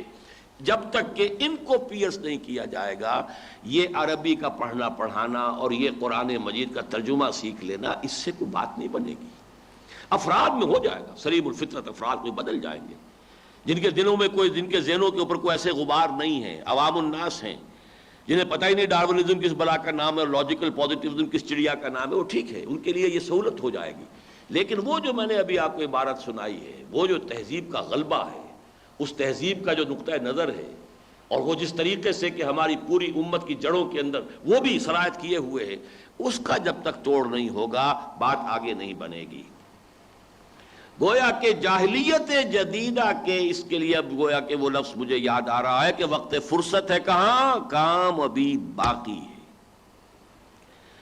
آپ بھی یہ نہ سمجھیں کہ ہم نے بڑے تیر مار لیے ہیں, ہم نے یہ کام کر لیا ہے, ہم نے وہ کر لیا ہے. نہ میں یہ سمجھوں نہ آپ سمجھیں. جو بھی اللہ نے کرنے کی توفیق دی اس کا فضل ہے, اس کا کرم ہے. جس نے بھی حصہ لیا ہے, چاہے وہ اعینونی بقوتن ہے اور چاہے یہ کہ انہوں نے مال کے ساتھ اس میں تعاون کیا ہے, اللہ تعالیٰ انہیں اجر عطا فرمائے. لیکن یہ نہ سمجھیں کہ ہم اپنی منزل پر پہنچ گئے ہیں. چلے چلو کہ وہ منزل ابھی نہیں آئی, نجات دیدہ و دل کی گھڑی نہیں آئی. چلے چلو کہ وہ منزل ابھی نہیں آئی. یہ داغ داغ اجالا, یہ شب گزیدہ سحر, کہ انتظار تھا جس کا, یہ وہ سحر تو نہیں. وہ چلے چلو والی بات ہے کہ جو اصل کام تھا تاسیس انجمن کے وقت جس کو اصل قرار دیا گیا تھا وہ تو اصل میں بھی ہمیں شروع کرنا ہے. یعنی جاہلیت جدیدہ کے استیصال کے لیے جدید قرآنی فکر کی تدوین. یہ جدید فکر کی تدوین کے لیے لفظ ہے ریکنسٹرکشن، جو علامہ اقبال نے اپنے خطبات کے لیے جس کو عنوان بنایا، reconstruction of religious thought in Islam, تجدید. اور اس کے دو پہلو ہوں گے، تطہیر فکر، تعمیر فکر. پہلے غلط نظریات کو ذہنوں سے نکالنا، یہ تطہیر فکر ہوگی. تعمیر فکر صحیح بنیادوں پر، ایمانی حقائق کی بنیادوں کے اوپر ایک پورا فکر انسانی اس کو مرتب کرنا، یہ اس کا مثبت پہلو ہوگا. اور یہ بھی نوٹ کر لیجئے کہ فکر کا تعلق فزیکل سائنسز سے نہیں ہے، وہ تیسرے درجے میں آئے گا. فکر کا تعلق اصلاً فلسفے سے ہے. ثانی طور پر عمرانیات، پولیٹیکل سائنس، اکنامکس، یہ شعبے عمرانیات کے ہیں. سوشالوجی، سائیکالوجی، یہ شعبے. تیسرے درجے میں آتا ہے سائنس کا معاملہ، وہ بھی صرف اس درجے میں کہ سائنس نے جو ایکسپلوژن دیا ہے معلومات کا، انتہائی بڑا ذخیرہ. اب اس کو دو حصوں میں تقسیم کر لیجئے کہ ایک تو ہے نظریات، ڈارونس تھیوری، فلاں کی تھیوری، بگ بینگ تھیوری وغیرہ وغیرہ، theory of the expanding universe, یہ ابھی تھیوریز ہیں. ایک وہ فیکٹس ہیں کہ جو دریافت کیے، حقائق ہیں، ویریفائبل ہیں، ان کو انسان جو ہے ویریفائی کر سکتا ہے، وہ فیکٹس ہیں. ان فیکٹس کی مطابقت اگر قرآن مجید کے ساتھ آپ نہیں دکھا سکتے تو ایک گیپ رہ جائے گا، جس کی میں نے مثال کئی دفعہ بیان کی. ایک بہت نوجوان اور بڑے مخلص اور بڑے activist, M S C botany انہوں نے کیا، اور ان کا وہ نصف ساق تک پاجامہ ہوتا تھا. یعنی ان کی مذہبیت کا یہ اندازہ کیجئے، اتنا اونچا پاجامہ، اور وہ ایم ایس سی کیا کراچی یونیورسٹی سے انہوں نے. میں نے ان سے پوچھا، میں نے کہا یہ ایولیوشن کے بارے میں آپ کی رائے کیا ہے؟ کفر ہے؟ میں نے کہا وہ کفر تو ہے، وہ تو مجھے بھی معلوم ہے کہ آپ نے چونکہ ایم ایس سی باٹنی کیا ہے تو آپ کو کچھ، آپ نے وہ دلائل کیا دیے جاتے ہیں، شواہد کیا ہیں، ان کے بارے میں آپ کی رائے کیا ہے؟ کہ دلائل تو بہت قوی ہیں. اس کو میں کہتا ہوں سپلٹ پرسنالٹی، دل میں چور ہے. حقائق تو کچھ اور ہیں، ہم کچھ اور ماننے پر مجبور ہیں. جب تک یہ سپلٹ پرسنالٹیز جو ہیں یہ باقی رہیں گی، دین کا کام نہیں ہوگا. وہ کام جو ہمیں مطلوب ہے، نشأت ثانیہ، وہ کام غلبہ دین، دین کا ایک نظام زندگی کی حیثیت سے عملاً قیام، یہ نہیں ہوگا. پوری طریقے سے ایک انٹیگریٹڈ پرسنالٹیز، ان کا ذہن، ان کا فکر، ان کی سوچ، ان کا عقیدہ، ان کا علم یکجا ہو جائے، جب تک یہ نہیں ہوگا اس مرحلے کی طرف پیش رفت نہیں ہوگی. اس کے ساتھ ایک اور بات بھی آپ کو بتا دوں، یہ میری اسی بات کے شواہد کے طور پر سمجھ لیجئے. اس وقت پوری دنیا میں جو ریوائولسٹ موومنٹس ہیں، وہ اخوان ہوں، جماعت اسلامی ہو، کوئی اور ہوں، ہمارے ہاں بھی مسئلہ ہے، افغان مجاہدین میں بھی جو ان کے سرکردہ لیڈرز تھے، آپ دیکھیں گے وہ انجینئرز ہیں، ڈاکٹرز ہیں، سائنسدان ہیں. کیا وجہ؟ وجہ یہ ہے کہ سائنس کا نظریاتی سطح پر کوئی تصادم نہیں آتا. سائنس جس نے پڑھی، ڈاکٹری پڑھی، وہ نظریے سے کیا تصادم ہے اس کا؟ پیتھولوجی پڑھ رہا ہے، اناٹمی پڑھ رہا ہے، پھر میڈیسن پڑھ رہا ہے، وہ فارمیکولوجی پڑھ رہا ہے، اس کا نظریات سے کوئی تعلق نہیں. انجینئرنگ پڑھی ہے، نظریات سے کوئی تعلق نہیں. وہ تو در حقیقت فنون ہے، ان کو علم کہنا ہی نہیں چاہیے، فنون ہے. تو فنون کا کوئی ٹکراؤ نظریاتی سطح پر ہے ہی نہیں، لہذا انہیں وہ امتحان پیش ہی نہیں آیا. مولانا اصلاحی صاحب کا ایک جملہ مجھے یاد آ گیا ہے. وہ کہا کرتے تھے کہ اس نظام تعلیم سے تعلیم حاصل کرنے کے بعد بھی جس کے دل میں کوئی ایمان کی رمق باقی رہ گئی، وہ یا تو فرشتہ ہے یا بالکل کودن ہے. کودن ہے کہ اسے پتہ ہی نہیں چلا میں نے پڑھا کیا ہے. سب پڑھ لیا, پڑھ کر اس نے وہ امتحانات دے دیے, رٹ رٹا کے وہ سب کچھ کر کے, وہ یا تو کودن ہے نرا, اسے پتہ ہی نہیں چلا پڑھا کیا ہے, اور یا پھر فرشتہ ہے. مطلب یہ کہ اس کی کوئی خاص ہی اللہ تعالیٰ کی طرف سے کوئی معصومیت اسے عطا ہوئی ہے. ورنہ یہ نظام تعلیم, ہم تو سمجھے تھے کہ لائے گی فراغت تعلیم, کیا خبر تھی کہ چلا آئے گا الہاد بھی ساتھ, وہ تو لپٹا ہوا آیا ہے. اس حوالے سے چونکہ تصادم ہوتا فلسفہ پڑھنے والے کا, اس کے 14 طبق روشن ہوتے, ہسٹری پڑھنے والے کا, لٹریچر پڑھنے والے کا, پولیٹیکل سائنس پڑھنے والے کا, اکنامکس پڑھنے والے کا, یہاں وہ نظریاتی تصادم آتا ہے. سوشولوجی کا, سائیکالوجی کا, بہت بڑا شعبہ سائیکالوجی.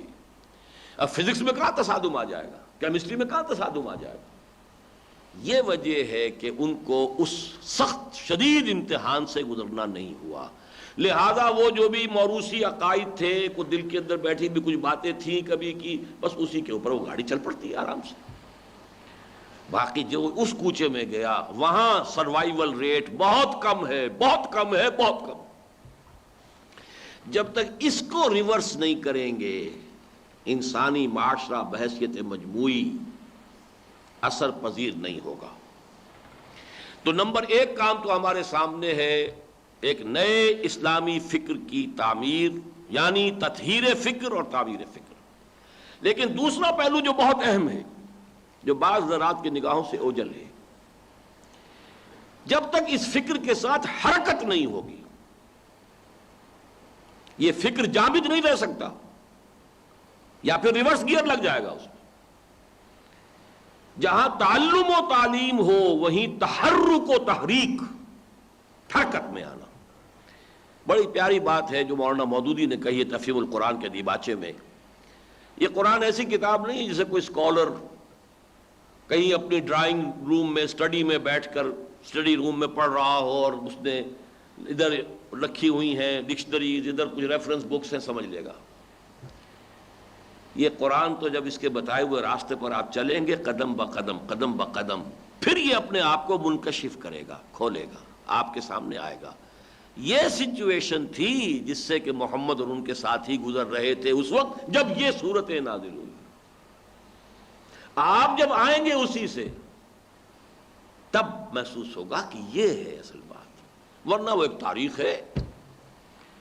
نہ کہیے فیری ٹیلز, نہ کہیے بڑی مقدس کہانیاں ہیں, اللہ اللہ خیر صلی اللہ, تھا معاملہ ہو گیا, واقعات ہیں, تاریخ ہے, حقیقت ہے. بس یہ قرآن منکشف نہیں ہو سکتا جب تک آپ اس کے بتائے ہوئے راستے پر چلیں گے نہیں. اور اس کا بتایا ہوا راستہ جہاں انفرادی نیکی کا ہے وہاں اجتماعی انقلاب کا راستہ ہے.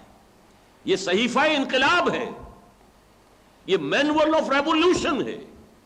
اس میں جب تک حرکت نہ ہو, عشق خود ایک سیل ہے, سیل کو لیتا ہے تھام, اگر وہ نہیں ہے کیفیت تو پھر جیسا کہ میں نے عرض کیا, میرے سامنے ایک بڑی اہم مثال ہے لیکن میں اس کو تذکرہ نہیں کرنا چاہتا. جو حضرات چاہیں اس کو پڑھنا, وہ میری جو کتاب چھپی ہے نجات کی راہ سورۃ العصر کی روشنی میں, اس کا جو بڑا ایڈیشن چھپا ہے اب مجلد, اس کے دیباچے میں نے وہ بات تفصیل سے لکھ دی. بہت بڑے عالم دین کے علم کے اندر جو ریورس گیئر لگا, کیوں لگا کہ قرآن کے مندارم, ایک قرآن وہ تھا جو اس وقت تھا ان کے پاس جبکہ وہ متحرک تھے, اور ایک قرآن وہ ہے جو ان کے پاس اب ہے کہ جب وہ جامد ہو چکے ہیں, زمین و آسمان کا فرق واقع ہو چکا ہے. یہ ویسے تو سر سید احمد کا مصرع ہے جو میں آپ کو سنا رہا ہوں, قرآن کے مندارم. میں نے حال ہی میں جب یہ 1 ایئر کورس ہمارا اس سال کا شروع ہوا تو جو تقریر کی تھی اس میں بڑی تفصیل سے اس پر بات کی ہے. قرآن لفظی اعتبار سے تو میرے پاس بھی وہی ہے, آپ کے پاس بھی وہی ہے, کسی اور کے پاس بھی وہی ہے, سب کے پاس وہی ہے. اگر ہم 1 ارب مسلمان ہیں اور دنیا میں فرض کیجئے کروڑوں قرآن ہے تو وہی قرآن ہے. ہر شخص کا قرآن جدا ہے. جیسے کہ حدیث میں آتا ہے الطرق الی اللہ کعدد انفاس الخلق, اللہ کی طرف آگے بڑھنے کے, تقرب الی اللہ کے راستے اتنے ہی ہیں جتنے کہ انسانوں کے سانس.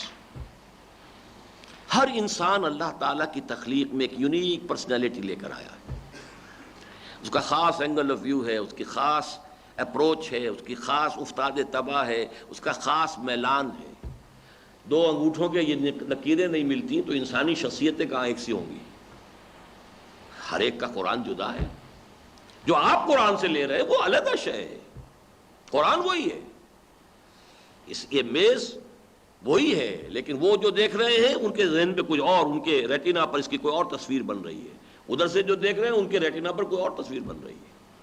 تو قرآن کے من دارم، وہ قرآن جو میرے پاس ہے وہ تو نچلا بیٹھنے نہیں دیتا، وہ تو آگ بھر دیتا انسان۔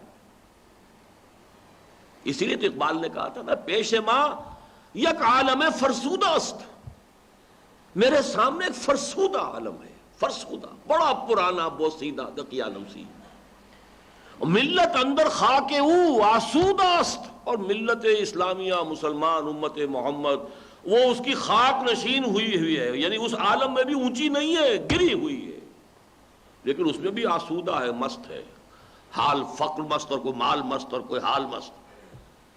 اس کے بعد جو الفاظ کہے ہیں، رفت سوزے سینہ تاتارو کرد، یا مسلمان مرد یا قرآن مرد۔ یہ کیا ہوا؟ کبھی عربوں کے اندر آگ لگائی تھی قرآن نے، جب عرب مر گئے پھر سلجوق بھی آئے، کرد بھی آئے، تاتاری بھی آئے، ان میں آگ بھر دی قرآن نے، اب وہ بھی مر گئے تو کیا قرآن مر گیا؟ اب کسی اور کے سینے میں وہ آگ نہیں لگا سکتا یہ قرآن، یا مسلمان مرد یا قرآن مرد۔ تو واقعہ یہ ہے کہ وہ قرآن کے مندارم، وہ قرآن جو ہے، جیسے اللہ تعالیٰ کی ذات ہے کل یوم ہوا فی شان، اسی طرح یہ قرآن ہے، ہر لحظہ اس کی ایک شان ہے،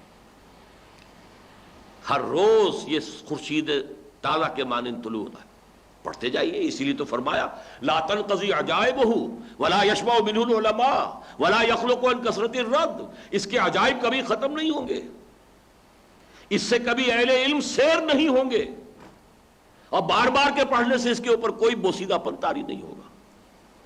بہرحال نہ ہو نومیدی زوال علم و عرفان ہے، اگر وہ حرکت پیدا نہیں ہوتی جو قرآن پیدا کرنا چاہتا ہے تو زوال، ریورس گیئر لگ جائے گا، زوال علم و عرفان، کہ لا یعلم من بعد علم شیئا، ہر چیز جو ہے گویا کہ وہ محو ہو جاتی ہے۔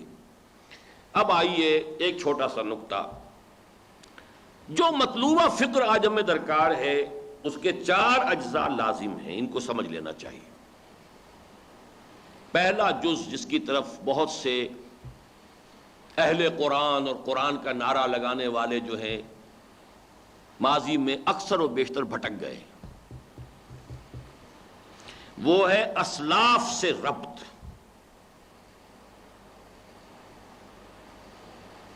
یہ عروۃ الوثقی ہے، ورنہ بے لنگر کا جہاز ہوگا انسان، ضلوا ضلالا بعیدا، دور نکل جائیں گے۔ کوئی دماغ میں کوئی اوپچ پیدا ہوئی، کوئی نیا خیال آیا، اور نیا خیال آدمی کو بہت پسند ہوتا ہے کیونکہ میری تخلیق ہے۔ وہ ایک شعر مجھے پوری طرح یاد نہیں آ رہا، دلیا بگندہ بروزہ گندا ولے ایجاد بندہ، گندا بروزہ کے ساتھ میں دلیا کھا رہا ہوں، لیکن ایجاد بندہ تو نہیں، ایجاد بندہ بہت انسان کو عزیز ہوتی ہے، اور پھر اسی لہر کے اندر نہ معلوم کہاں سے کہاں آدمی نکل جاتا ہے۔ ضرورت ہے کنڈے کے اوپر ہاتھ ہو، فقد استمسک بالعروۃ الوثقی، اور یہ کنڈا ہمارے اسلاف کا ہے۔ لیکن اچھی طرح سمجھ لیجئے، اسلاف کا کنڈا 2 اعتبارات سے ہے، تھامنا ہے۔ نمبر 1 علم الاحکام، شریعت کے احکام کا معاملہ جو ہے اس میں جتنا پیچھے جائیں گے، جتنا پیچھے جائیں گے، جتنا پیچھے جائیں گے، یہاں تک کہ محمد الرسول اللہ کے قدموں میں پہنچ جائیں گے، اتنا ہی مبارک ہے۔ دور پیچھے کی طرف ہے گردش ایام تو، بمصطفیٰ برسا خیشرا کے دی ہم اوست، اگر بہو نہ رسیدی تمام بولا بھی۔ علم الاحکام میں۔ نمبر 2 علم الایمان، توحید، جسے ہمارے ابتدائی صوفی جو تھے علم التوحید بھی کہتے تھے۔ یہ 2 چیزیں تو اسلاف سے ملیں گی، اور پیوست طرح شجر سے، اس کے بغیر جو ہے واقعہ یہ ہے کہ انسان اگر ان چیزوں میں اس کنڈے کو چھوڑ دے گا ضل ضلالا بعیدا۔ لیکن دوسرا اس میں پہلو ہے جدید کا، اور جدید 3 سطحوں پر آپ کو درکار ہے۔ اب اس میں اہمیت کے اعتبار سے تو سب سے بڑا فلسفہ ہے، لیکن فلسفہ اس دنیا میں مر چکا ہے۔ اب بڑی بڑی یونیورسٹیوں میں ویسٹ میں اب فلسفے کے ڈپارٹمنٹ ختم ہو رہے ہیں۔ جب ٹھوسیت اتنی آ گئی، صرف ٹھوس ہے جو کہ واقعتاً حواس خمسہ کی گرفت میں آ سکے، اصل اہمیت اسی کی ہے، تو فلسفہ ما بعد الطبیعیات یہ کیا ہے، توجہ ہٹ رہی ہے۔ لیکن اس سے آگے بڑھ کر اہمیت ہے عمرانیات کی، اور اس معاملے میں سب سے بڑھ کر ہے سائنس۔ سائنس کا رعب ہے، سائنس کو وحی آسمانی سمجھا جاتا ہے۔ جب تک سائنس کے جتنے بھی اکتشافات جو اس نے کیے ہیں، انکشافات جو کیے ہیں، اور ان میں جو حقائق ہیں، ویریفائبل فیکٹس ہیں، ان کی تطبیق جب تک آپ وحی ربانی کے ساتھ نہیں کریں گے، وہ سپلٹ پرسنالٹیز رہیں گے، وہ یقین پیدا نہیں ہوگا۔ اور واقعہ یہ ہے کہ کوئی تضاد ہے ہی نہیں۔ مورس بکائی نے اسی پر کتاب لکھ دی، اللہ نے اس کا ایمان کا دروازہ دکھا دیا۔ بائبل کا اور قرآن کا اس نے مطالعہ کیا، قرآن میں ایک حرف ایسا نہیں ہے جسے آج تک سائنس کے کسی اکتشاف نے غلط ثابت کیا ہو، جبکہ بائبل میں بہت سی چیزیں، اس کی وجہ بھی صاف ہے۔ بائبل، اصل بائبل جو ہے گم ہو گئی تھی، وہ تو بعد میں 100 برس کے بعد یادداشت سے جو ہے مرتب کی گئی ہے۔ نبوکدنضر کے حملے کے وقت جو ہے تقریباً 600 برس قبل مسیح میں ختم ہو چکی ہے۔ اس لیے تورات جو مرتب کی گئی ہے، اس میں ذہن انسانی جو اس دور کا ذہن انسانی تھا، وہ خود بخود آئی گیا، اندر داخل ہو گیا۔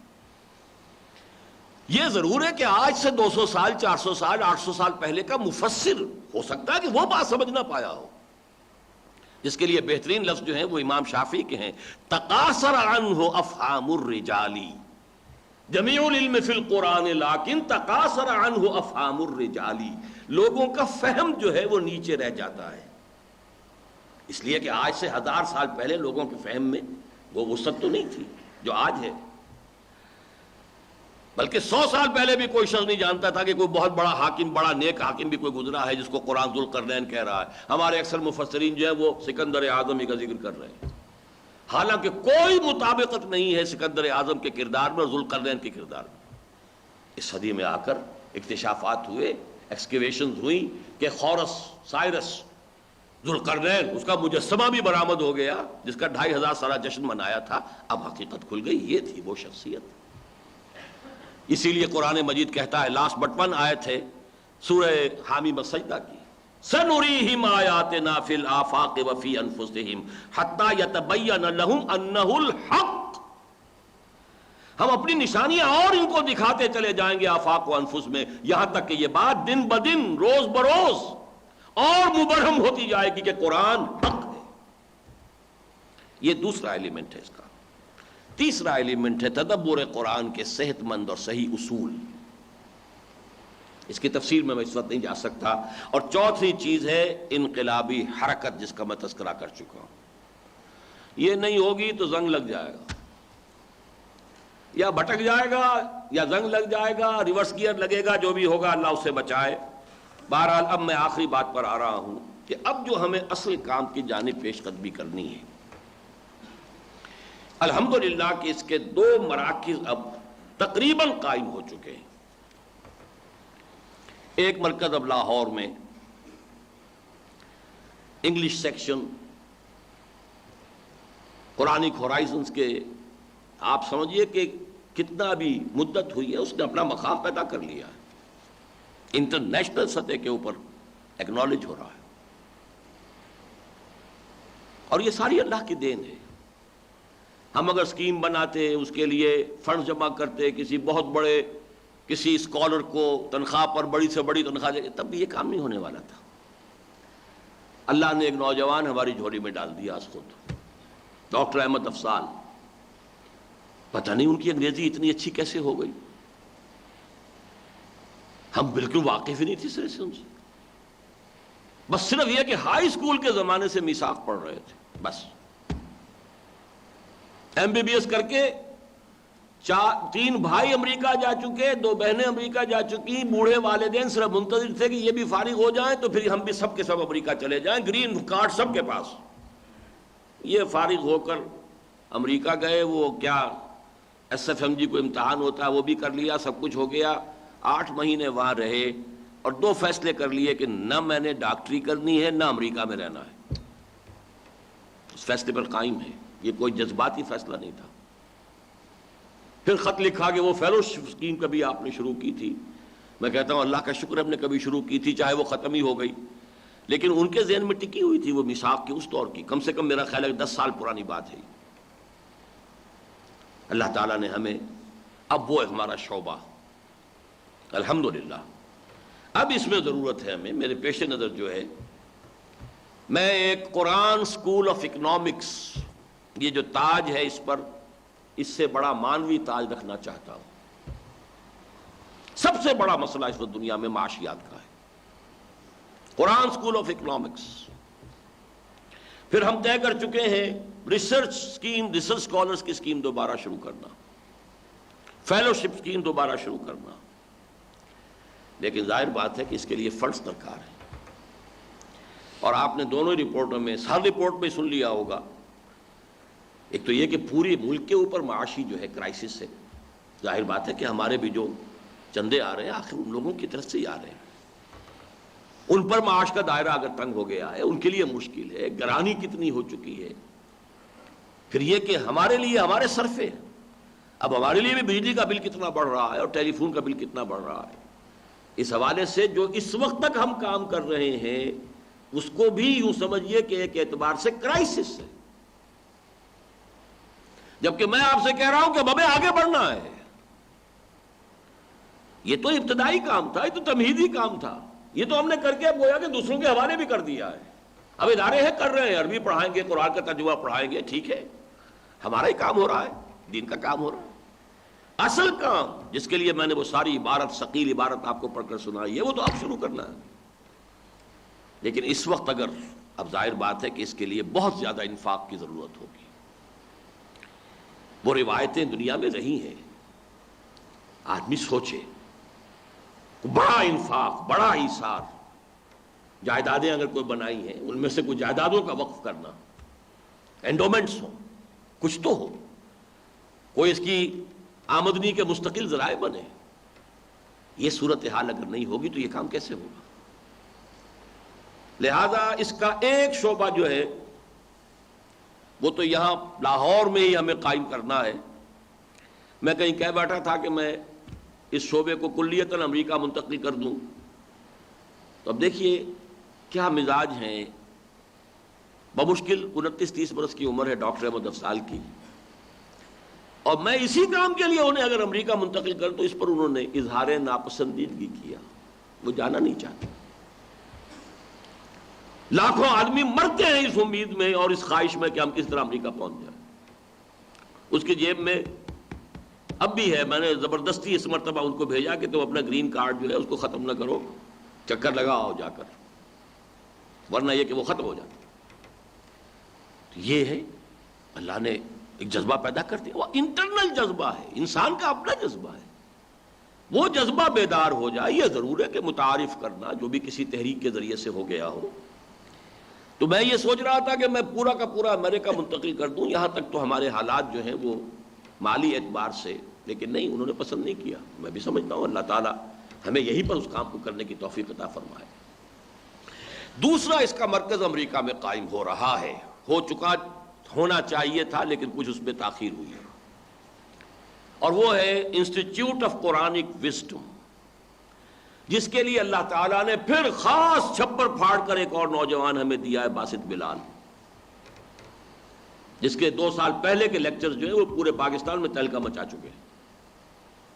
ایوان صدر سے اس کے بارے میں سوالات کیے گئے ہیں کہ وہ کیسٹ کہیں ہیں، اور انہوں نے جو تجویز کیا ہے کہ اب ہمارا جو انسٹیٹیوٹ وہاں قائم ہوگا، institute of Quranic wisdom and post modern thought. یہ زمانہ ماڈرن مر رہا ہے، اب پوسٹ ماڈرن ایرا شروع ہو رہا ہے انسانی تاریخ کا. پوسٹ ماڈرن تھاٹ، اس کے کرنٹس کچھ اور ہیں. پوسٹ ماڈرن تھاٹ یہ انشاءاللہ امریکہ میں ہوگا. ان کی یہاں بلالی اذان جو ہے بہت مشہور ہوئی تھی. 3 لیکچر جو اسی ہال میں انہوں نے دیے تھے 2 سال قبل. اور یہ ذہن میں رکھیے کہ جس کا میں نے خلاصہ آپ کو سنایا ہے وہ 6-7 نکات میں اسلام کی نشست ثانیہ، وہی ہے کہ جس سے انسپائر ہو کر اس کی مین تھیم کو لے کر انہوں نے تھیسس لکھا ہے، اور وہ ایک مکمل کتاب، ضخیم کتاب کی شکل میں بھی بہت جلد شائع ہو جائے گی۔ وہ ان کا تھیسس ہے اسی نشست ثانیہ سے۔ بہرحال یہ بھی انشاءاللہ تعالیٰ بہت جلد آ جائے گا۔ لیکن امریکہ کے حوالے سے ایک بات آخری آپ کو بتا دوں، ہمارے ایک ساتھی ہیں تنویر عظمت، اور وہ یہاں 1 سالہ کورس بھی کر گئے ہیں۔ پھر وہاں انہوں نے تنظیم کی، جو تنظیم نو ہو رہی ہے ٹینا کی، تنظیم اسلامی نارتھ امریکہ کی، اس میں بہت کام کیا ہے۔ تقریباً 2 سال انہوں نے اپنے عام کیریئر سے نکال کر اس کام کے اندر اپنے آپ کو مصروف رکھا ہے ہمہ وقت۔ اب ان کا ایک بڑا طویل خط آیا ہے میرے نام، وہ تو مجھے ہجرت کی دعوت دے رہے ہیں، پاکستان میں کچھ نہیں ہوگا، آپ یہاں آئیے۔ اس سے پہلے انہوں نے گنوائی ہے کہ آپ کی 2 ہجرتیں فورسڈ ہوئیں۔ انہوں نے میرے حالات پڑھے ہوں گے نا کہ ایک میرے پردادا 1857 کے بعد مجبور ہوئے تھے ہجرت کرنے پر، ضلع مظفر نگر چھوڑ کر، اور ضلع حصار پنجاب میں آنے پر۔ وہ 1857 کا معاملہ تھا۔ 1947 میں پھر وہ فورسڈ ہجرت ہوئی کہ میں مشرقی پنجاب سے مغربی پنجاب آیا ہوں۔ وہ کہتے ہیں اب ایک والنٹری ہجرت کیجئے اور یہاں آئیے، یہاں ہے میدان، یہاں ہے کام کرنے کے وسائل، یہاں ہے ذرائع۔ بہرحال میری ایسی کوئی نیت نہیں ہے، نہ میرا کوئی ارادہ ہے۔ میں تذکرہ صرف اس اعتبار سے کر رہا ہوں، قرآن مجید میں بھی اس مضمون کی ایک آیت ہے، ان یکفر بہا ہؤلاء فقد وکلنا بہا قوما لیسوا بہا بکافرین۔ اے محمد صلی اللہ علیہ وسلم، اگر اس قرآن کی ناقدری تمہاری اس قوم نے کی تو ہم نے اس کے لیے کچھ اور لوگ تیار کیے ہوئے ہیں کہ جو اس کی ناقدری نہیں کریں گے۔ ان یکفر بہا ہؤلاء فقد وکلنا بہا قوما لیسوا بہا بکافرین۔ تو اللہ تعالیٰ کو کہاں منظور ہے، کہاں ہو جائے گا؟ ہم تو پاکستان میں وہ کام نہیں کر سکے کہ جو بھارت میں مسلمان لٹا ہوا، پٹا ہوا، دبا ہوا، وہاں جو اسلامک ریسرچ فاؤنڈیشن ہے، ہفتے میں 2 مرتبہ میرے کیسٹس جو ہیں وہ کیبل ٹی وی پر دکھائے جا رہے ہیں، 8000 فیملیز کو دیکھ رہی ہیں۔ حال ہی میں ایک خط سے معلوم ہوا، مولانا اخلاق حسین قاسمی صاحب کے خط سے، کہ دلی میں بھی دوردرشن پہ بھی کبھی کبھی وہ دکھاتے ہیں درس قرآن میرا۔ پاکستان میں 1982 کے بعد سے بینڈ۔ ہم اشتہار بھی نہیں دے سکتے، میرا نام کسی اشتہار میں آ جائے وہ اشتہار نہیں لیا جائے گا۔ ان یکفر بہا ہؤلاء فقد وکلنا بہا قوما لیسوا بہا بکافر۔ میں نہیں کہہ سکتا وہ مشرق میں ہو مغرب میں ہو، لیکن بہرحال سمجھ لیجئے کہ میرا اپنا منشا وہ نہیں ہے، لیکن یہ کہ اس کے لیے میرے پاس تو یہی ہیں لوگ کہ جن سے میں کہہ سکتا ہوں کہ ہمت کریں، ایثار کریں، انفاق کریں، آگے بڑھیں۔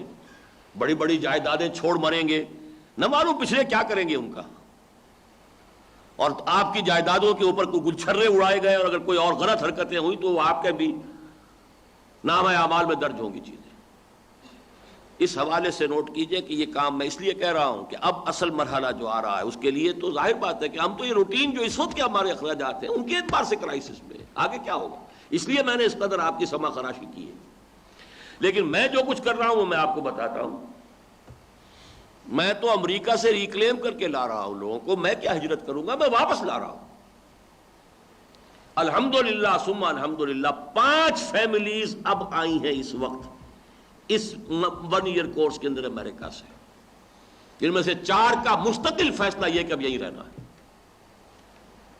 2 ڈاکٹرز ہیں، نیورولوجسٹ، امریکہ کے board certified neurologist, 2 M S C engineering جس کو ہم کہتے ہیں کمپیوٹرز کے اندر، پھر نوجوان جو آئے ہیں engineers, mechanical engineers, civil engineers, 3 وہ آئے ہیں۔ تو یہ جو سب آ رہے ہیں امریکہ سے چل کر آ رہے ہیں، یہ الٹی گنگا دوڑ تو لگی ہوئی ہے امریکہ جانے کی، لیکن میں جو کوشش کر رہا ہوں اور مجھے امید ہے، اس سے پہلے بھی جب میں نے شروع میں کوشش کی تھی وہاں سے لوگوں کو لانے کی تو بدقسمتی سے وہ یہاں آ کر ناکام ہو کر بعض لوگ واپس چلے گئے، اس لیے کہ وہ لوگ زیادہ تر وہ تھے کہ جو ہاتھ سے کام کرنے والے یا ٹیکسی ڈرائیور. اب ظاہر بات ہے کہ ان کے لیے یہاں پر کام نہیں ہے. کام ہے تو وہ جس کو ڈگنیٹی آف لیبر نام کی شے یہاں کوئی نہیں ہے. وہاں ٹیکسی ڈرائیور کو بھی کوئی شخص کوئی پولیس والا اوئے کہہ کے تو نہیں پکار سکتا.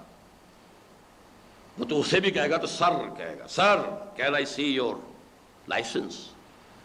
یہ جو ڈگنیٹی آف لیبر ہے وہاں وہ یہاں نہیں تھی. پھر یہاں پہ جو بھی اڑنگے ہیں اور یہ ہر جگہ رشوت, کسی جگہ وہ وہاں کی عادتیں ان کی کچھ اور ہو چکی ہوئی تھی. پھر کچھ لوگوں نے اعتماد کیا اپنے عزیزوں پر, رشتہ داروں پر, دوستوں پر, وہ رقمیں ان کی ویسے گم ہو گئی. لیکن اب جو آ رہے ہیں انشاءاللہ تعالی وہ پروفیشنلز ہیں, وہ یہاں خود اپنا پاؤں جو ہے کہیں جما کر کھڑے ہو سکتے ہیں. ایک فیملی کی ابھی مزید توقع ہے امریکہ سے آنے کی. پاکستان سے آنے والوں میں بیٹھے ہوئے ہمارے صافی صاحب بھی 2 دن پریکٹس کریں گے ہفتے میں. چیس اسپیشلسٹ ہے, پری میچور انہوں نے ریٹائرمنٹ لی ہے, ڈپٹی ڈائریکٹر تھے پروونشل لیول کے اوپر ہیلتھ ڈپارٹمنٹ کے. 5 دن پڑھیں گے, 2 دن جا کے پریکٹس کریں گے, اور ہوائی جہاز سے آنا جانا. پھر ہمارے ہاں پاکستان سے متعدد ایم ایس سیز ہیں, بی ایس سیز ہیں, بی اے ہیں, بی کام ہیں, ایک ایم بی اے ہیں, ایک ایم اے فلسفی ہیں. 26 حضرات میں سے 4 ایف اے 2 میٹرک, 6 نکال دیجئے تو باقی سب کے سب گریجویٹ یا پوسٹ گریجویٹ. اور اس کے ساتھ خواتین کا میرے پاس صحیح تعداد نہیں, میرے خیال 10-15 خواتین بھی ہیں. یہ ہے 1 ایئر کورس جو کہ ہم نے اس سال جو ہے اس کو تقریباً 9 مہینے کا 8.5 مہینے کا کیا ہے. یہ بھی ایک بہت بڑا لینڈ مارک ہے ہمارے اس کام کے اندر. اللہ تعالیٰ اسے قبول فرمائے.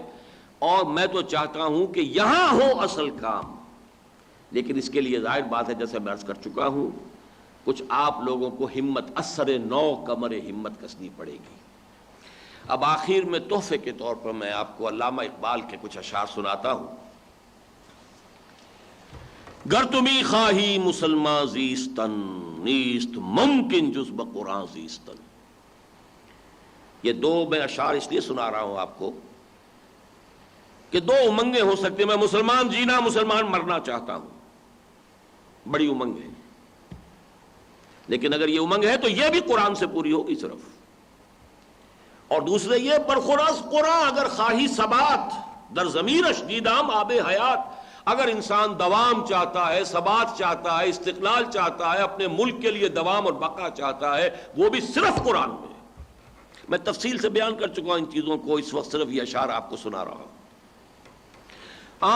کتاب زندہ قرآن حکیم, میرا جو کتابچہ ہے علامہ اقبال اور ہم, اس میں میں نے لکھا ہے, میں حیران ہوتا ہوں عظمت قرآن کا جب بیان علامہ اقبال کرتے ہیں تو کتنی ان پر انکشاف کی کیا سطح ہوتی ہے اس وقت, جس درجے میں انکشاف ہوا ہے.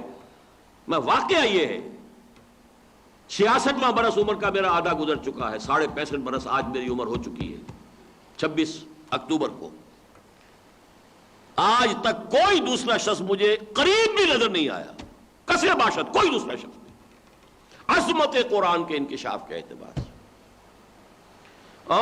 کتاب زندہ قرآن حکیم, حکمت او لا یزال است قدیم. جیسے اللہ کی ذات ہے, ہمیشہ سے ہے, ہمیشہ رہے گی. اس کی حکمت بھی اسی طرح سدا بہار ہے, لا یزال, نہ کبھی زائل ہوگی, ختم ہوگی, اور قدیم ہے, ہمیشہ سے. حرف اورا ریب نئے, تعویل نئے. حرف اورا ریب نئے, تبدیل نئے. آیاش شرمندہ تعویل نئے. اس کے کسی حرف کے اندر کوئی تبدیلی, کوئی شک, ذالک الکتاب لا ریب فیہ نہیں ہے کسی ایک حرف میں بھی. حرف اورا ریب نئے, تبدیل نئے, آیاش شرمندہ تعویل نئے. یہ قرآن اپنی حفاظت کر سکتا ہے, غلط تعویل سے اپنی حفاظت خود کرتا ہے. لا یاتی الباطل, نہ سامنے سے نہ پیچھے سے. نو انسان آپ عام آخرین, حامل او رحمت للعالمین. نسخہ اسرار تکوین حیات. اب ذرا غور کیجئے, تکوین حیات، creation of the world, creation of life, یہ سارا جو اب اس وقت science, creation of life and creation of the universe, top جو ہے وہ ہماری فیلڈ جو ہے پروب کی گئی ہے. نسخہ اسرار تکوین حیات، بے ثبات از قوتش گیرت ثبات، جس کو کوئی ثبات نہ ہو، کوئی استحکام نہ ہو، قرآن کی طاقت سے اس کو ثبات اور دوام اور استقلال حاصل ہو جائے گا. صد جہان تازہ زر آیاتے ہو، صد جہان تازہ در آیاتے ہو، اسرہا پیچیدہ در آناتے ہو. ہاں 100 جہان ابھی تازہ اس کی آیات کے اندر موجود ہیں، اور زمانے ابھی اور آنے والے زمانے. آنا یہ آتا ہے لفظ کسی لمحے کے لیے، اس کے لمحات میں ہیں. فاش گویم آنچے در دل مزمر است، صافی کہہ دوں جو میرے دل میں مزمر ہے. یہ کتابیں نہیں اس چیزیں دیگر است، کتاب نہیں ہے، یہ کچھ اور ہے. کیا ہے؟ مثل حق پنہاؤ ہم پیداستو، زندہ پائندہ گویاستو. یہ تو ذات باری تعالیٰ کی طرح ہے، اللہ کا کلام ہے.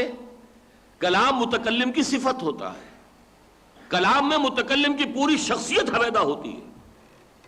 مثل حق پنہاؤ ہم پیداستو هو الظاہر والباطن. اسی طرح اس قرآن کا باطن ہے، بہت تلاش کرنا پڑے گا، بہت ڈھونڈنا پڑے گا. ظاہر بھی ہے، سطح پر بھی ہے، اور گہرائی بھی عطا ہے. مثل حق پنہاؤ ہم پیداستو، زندہ پائندہ گویاستو. هو الحی القیوم، جو اللہ تعالیٰ کی شان ہے وہی اس کتاب کی ہے. زندہ پائندہ گویاستو. اور آخری شعر جو سنا رہا ہوں، چوں بجاں در رفت جاں دیگر شود.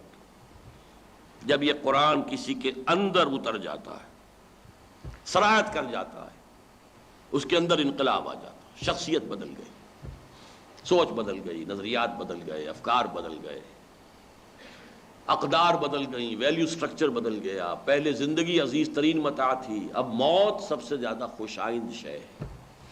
نشان مرد مومن بات گویم چو مرگ آیت تبسم بر لب اوست.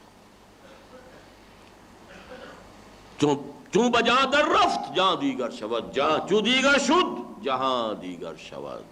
جب انسان کے اپنے اندر انقلاب آ جائے، اس کے لیے دنیا بھی بدل گئی، اور اسی سے ایک عالمی انقلاب کا راستہ ہموار ہوگا. پہلا مرحلہ انقلاب محمدی کا افراد کا حصول اور ان کی تربیت اور تعلیم اور تزکیہ، اور یہ سارا کام ہوگا جہاد بالقرآن کے ذریعے سے. اقول قولی ھذا واستغفر اللہ لی ولکم ولسائر المسلمین والمسلمات.